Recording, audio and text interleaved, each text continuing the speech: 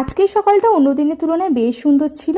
আর সকাল সকাল আমি বসে পড়েছি ক্লাস করাবার জন্য। দিন তাড়াতাড়ি স্নান করে গাছের সমস্ত ফুল তুলে আমি পুজো করে নিয়েছি। পুজো করবার পর আবার বসে পড়েছি ব্রেকফাস্ট করার জন্য। আর এখানে আমি বই পড়তে পড়তে ব্রেকফাস্ট করছিলাম।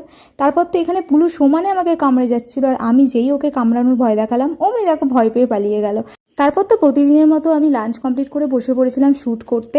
আর এইখানে শ্যুট কমপ্লিট করার পর আমি নিজের মতো একটু ক্যাপচার নিচ্ছিলাম। হঠাৎ করে দেখি আয়নাটার মধ্যে এত এত নোংরা জমে আছে। কেন যে রোজ রোজ এত ধুলো আসে, কোথা থেকে আসে ভগবানই জানে।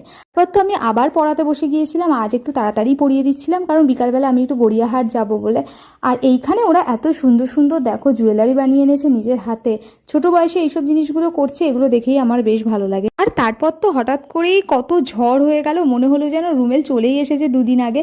যাই হোক, আমি তো বেরিয়ে পড়েছিলাম গড়িয়াহাটে যাবার জন্য। আর আজকের আকাশটা কিন্তু বেশি সুন্দর লাগছিল। কি কি কিনলাম সেটা নেক্সট পার্টে দেখাবো।